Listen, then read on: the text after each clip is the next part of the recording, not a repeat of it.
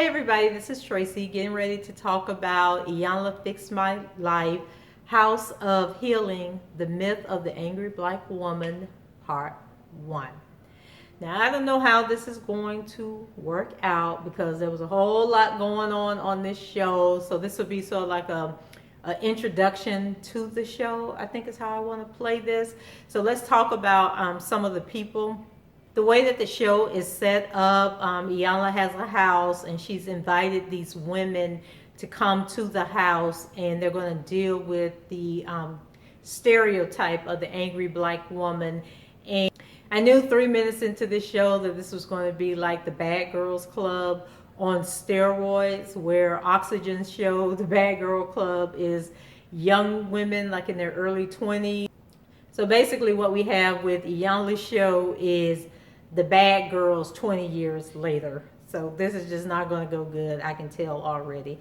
The show starts out sort of like like a lot of these shows like The Bachelor, The Bachelorette, where the people are arriving and we get a brief introduction into who they are and what dynamic they're going to add to the house. So let's go through some of the introductions.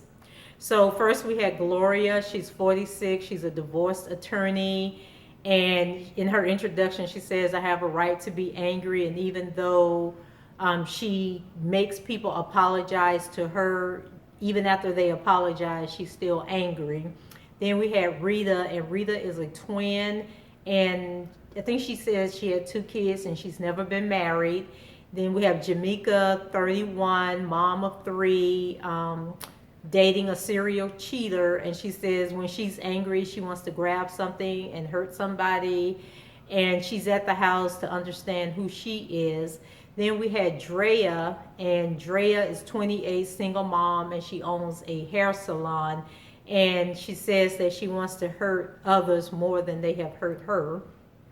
Then we have Alana, 38, and she's a mom of 1 and a former plus size model, and she reminded me so much of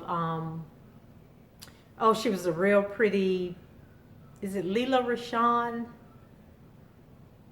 She was the one, she played Sunshine in, I think it was Harlem Nights, and the one where the guy, she slept with the white guy, he called his wife the next day and said, I ain't never coming home no more. That's who she reminds me of. Real pretty girl, but we're gonna later find out she has some serious issues.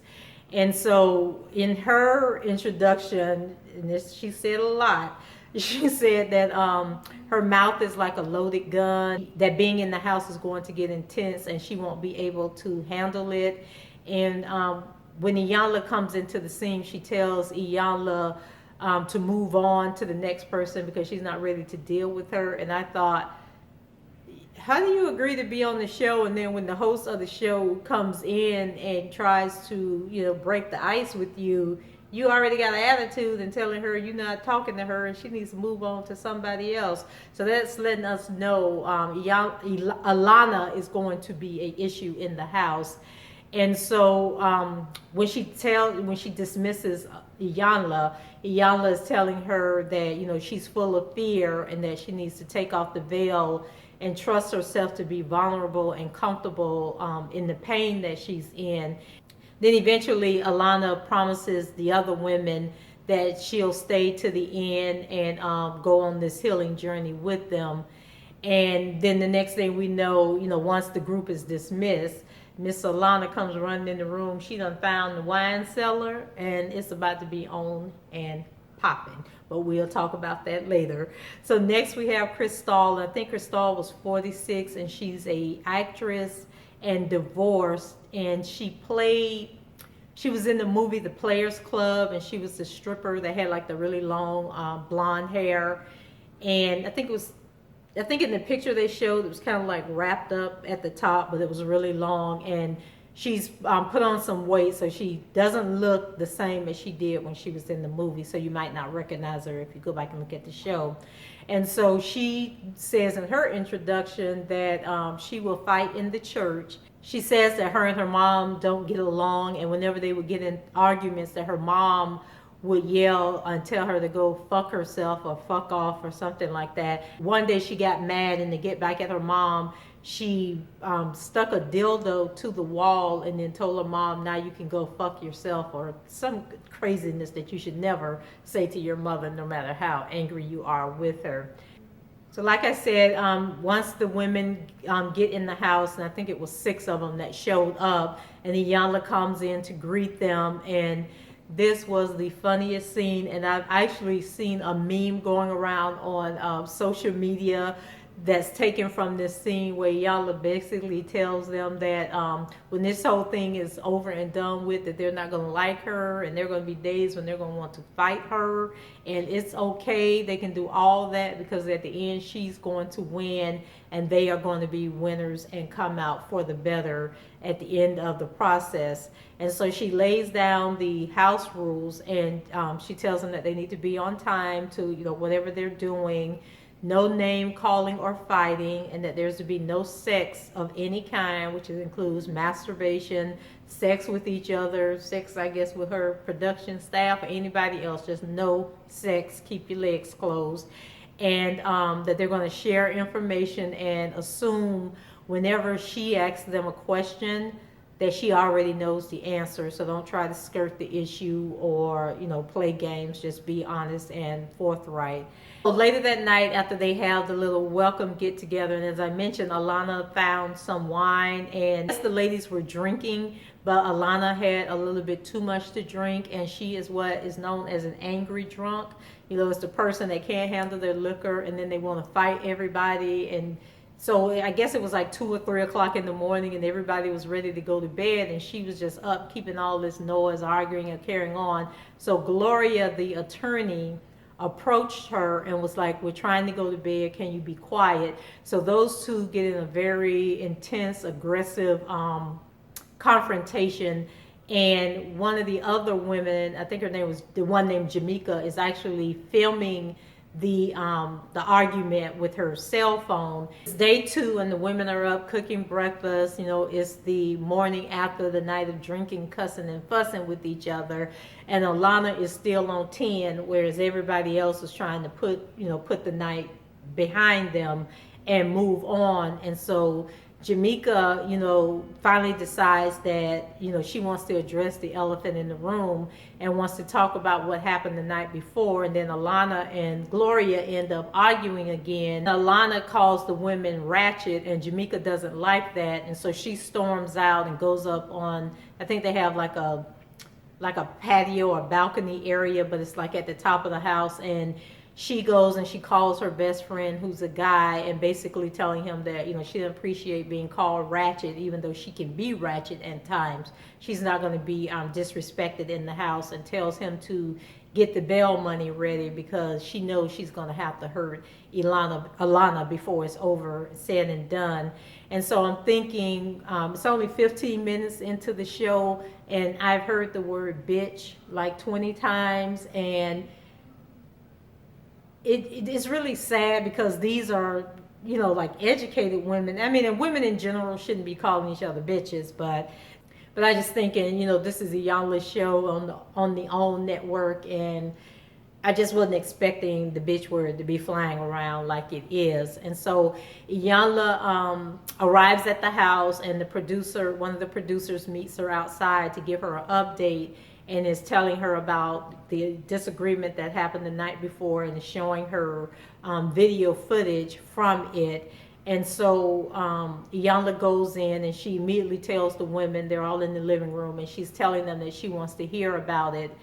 And Gloria begins to talk, but she keeps saying we were trying to go to bed, and we wanted her to be quiet. And so Iyanla stops her and say, tell me your experience. Don't make this global or universal. Tell me that you wanted to go to bed, and, don't say we, say you. And then Iyanla, kind of speaks about the fact that Gloria is an attorney, and she treats everybody like they're in the courtroom. And Iyanla's like, I'm not the opposing counsel, and your housemates are not your jurors. Speak from your own experience, and not like you're trying to sell us on the story that you're about to tell. So as they're sitting there talking, I think the bitch word came out a couple of times, or maybe she brought it up from the footage that the producer had seen. But she wants to address the fact that they're referring to each other as bitch. And so she, tells them that, our grandmothers, did jobs to make sure that our mothers had better lives and, would be respected. Our ancestors were called these horrible names, but they endured it and fought for a better future. So we didn't have to be called those names. So how dare us be the ones that are hurling these insults at each other? And I was just like, whew. Thank you, girl. Put them in check, because Oprah not gonna have this on her network. Iyanla makes the decision to remove the wine from the house, which is probably a good thing, because these women are obviously not emotionally stable enough to be drinking and dealing with each other. So that was a good move. And then later on, she does an exercise where the women are dressed in these red t-shirts. And I think this happens throughout the whole time that they're in the house, where they all have to wear these the same color t-shirts. And then depending on what they're talking about that day, they have to attach these labels to the front of the t-shirt, which explains what issue that they're dealing with. And so on this day, it's the red t-shirts and the labels that they're wearing. And I can't remember who had which labels, but some of the labels were bitterness, being pissed off, outraged, furious, resentful, and I think sad, not feeling worthy, and hopelessness were some of the labels that I saw. And so Iyanla decides to pull Gloria and Alana to the side to talk to them, to help them work through their issues.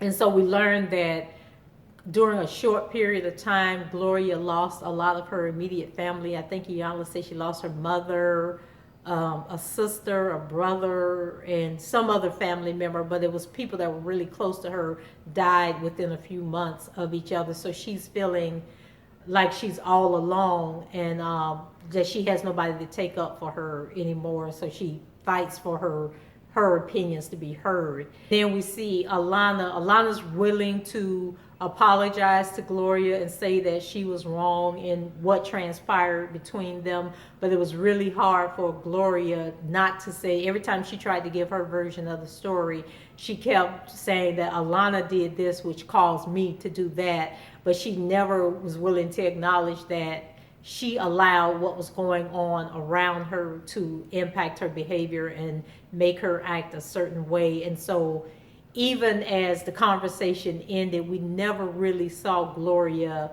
let her guard down and acknowledge her part in the fight that happened the night before. So then we're going to move on to day 3, and we meet a new member, and it's a girl named Lyra, and she's 22. She's the ex-fiance of the rapper Rick Ross, and she's a former stripper. And she tells them that, she has trust issues and she doesn't have any friends. And she just wants to find herself, after being in the limelight and on, dealing with her social media persona and, being attacked by people and trying to, who called her a whore and a stripper, and basically telling her she wasn't worthy to be anybody's wife because of her former profession, and, being called a gold digger because she was with Rick Ross. And can we stick a pin right here? Because why do people call women who are with successful men gold diggers? Like, the guys usually pick the person that they're going to be with, and if they're entitled to be in love and to get married and be happy, and just because the woman that they pick doesn't have the same wealth as they do, why does that make her a gold digger? Why does that make her any different than the woman who meets the average Joe out on the street and they fall in love and decide to get married? So I never understood that mentality of beating down a woman and trying to disgrace a woman because the man who chose her is wealthy. So I just wanted to get that out there. Totally irrelevant to what we're talking about here, but I just want to share that. So anyway, Iyanla basically tells her that the emotions that she's feeling were learned from being on the stripper pole. And I guess the analogy she was trying to make was when she was on the pole and women were, she had to train herself to tune out the women that were saying negative things about her when she was a stripper. So now that she's off the pole, now she hears that she no longer has that coping mechanism of being on the pole and performing and tuning all of that out. So now she needs to learn how to tune people out, in her after stripper life. And after Iyanla does the introduction of Lyra, she prepares to take her in the house and introduce her to the other women. And it's sort of like the lamb being led to the slaughter, because one, Lyra is much younger than most of the women in the house. And she seems a little timid, whereas these other women have already showed that they will throw down at a moment's notice. So that adding Lyra to the dynamic is going to be probably going to be a little interesting to see how that works out. So now we're moving on to day 4, and the lesson was truth will correct all errors in our mind. And we have to recognize the problem so it can be solved. And when they're sitting around in the living room, Iyanla goes from woman to woman, and she asks the women to reveal something about themselves. And so Rita reveals that she's always been a yes girl, a people pleaser. Cristal says that she holds grudges. And Jamaica, she put a new spin on it, and she says that I never vote for myself. And I was like, wow. And then Iyanla was like, you mean you're not registered to vote? And she says, no, I'm not registered to vote. And basically what that means is she never stands up for herself. She never nominates herself. You know how when we were in grade school and they would ask, who wants to lead the kickball team? She was the person that never said they wanted to lead the team, and she probably was the person that was the last one that nobody picked. So I can just imagine how that was. And then Lyra says that she's naive, and Iyanla begins to talk to her and tell her, you're not naive, you're innocent. And despite any downfalls that you've had already, you haven't experienced the biggest fall of your life. Wait until you're like 30, 40 years old, and then the other women are green. And I kind of thought in that moment that the attention that Iyanla is paying to Lyra down the line is probably going to be mistaken by the women as her showing favoritism. But I think what Iyanla is doing is she recognizes that Lyra can be saved. Like, she's not so far gone that she can't be saved. And so she's probably going to spend a lot more time with Lyra so that she doesn't become the angry women that are in the room with her, who are 40, 45, almost 50 years old, and still think it's okay to be behaving the way that they are behaving. Iyanla, she points out at the end of the group, towards the end of the group session, that it's acceptable for Black women to be referred to as angry, but it's not acceptable for us to be seen as vulnerable, weak, sad, or lonely. And I was thinking to myself, who made it acceptable? Did we as Black women make it acceptable to be called angry all the time, to not be able to express our emotions? And then I think about shows like Basketball Wives LA, which I was talking about on Facebook. After Sunday night's episode, I was flipping the channels and came upon it, and I was just like, I can't believe that Tammy is still out here fighting, taking off her shoes, running down the street, trying to chase down a much younger girl to fight her about something, words that don't matter. But, here she is almost 50 and she's still acting this way. And then we have shows like The Bad Girls Club and Love and Hip Hop, and just all these shows that are showing Black women in a negative light, but they're highly watched or they wouldn't still be on TV. And even we hear people talk about the Black women on the Real Housewives of Atlanta, but it seems like the white women who are acting just as bad on the other Housewives series, they don't seem to get the same negativity as the women on the Atlanta show, but they're all acting the same way. So I think we have to look into ourselves as women to see how we stop this stereotype and how we humanize who we are. And part of that has to be that we can't be supporting shows like these reality shows that have us acting a pure fool.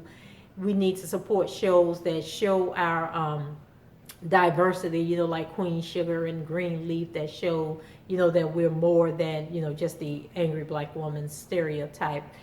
So later on, the ladies are at dinner and they decide that that they should start praying for each other every day. And so they get ready to form a circle and they're going to pray before dinner. And we have Iyanla, who's off to the side, just being a distraction and being a disruption. And she tells them that she doesn't want to join their prayer circle. And I can't remember if she said she didn't believe in God, or she didn't believe in their God, or maybe she's an atheistic Christian. I don't know what was going on with her. But as the women are praying, and I think Cristal was leading the prayer, and in the prayer she said something about, God protect them from demons and mean spirits and something else, and I immediately knew that Iyanla was going to take it, that they were calling her a demon and a mean spirit, or whatever it was that Cristal said. And sure enough, when they finished praying, Iyanla pounced on them and was like, well, you should be careful, who you allow to pray over you, and I don't trust you women, and you could never pray for me. And it was like, girl, you said you didn't want to be a part of the prayer. Stop letting the devil use you, because right now you are a worker of iniquity, trying to tear down what they just tried to build up, and just keeping a negative charge in the atmosphere. And so Jamaica, she got upset about it. And so then the camera pans to Gloria, and she was in her confessional.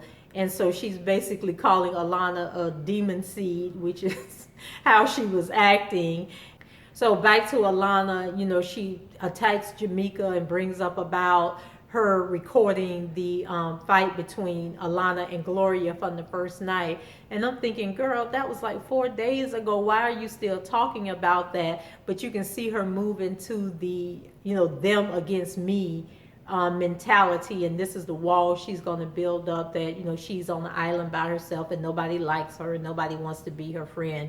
So we already see that coming. And then it goes to Drea, and Drea is in her confessional booth, and she was saying that, Iyanla's energy is just so negative and just really bringing everybody down. And I couldn't agree with that more. Iyanla was getting on my nerves. And so the first episode has come to an end, and Iyanla, is saying that you can't fix what you're not willing to face. And I was just like so glad this episode was over, because it was just so draining. And I'm just like, oh my God, like, I don't know if I'm going to be able to do the other 3 episodes, because it was just, the show was just so typical. Like I said, it was the Bad Girls Club grown up, where the women just haven't learned anything, and they're just still allowing other people to dictate who they are.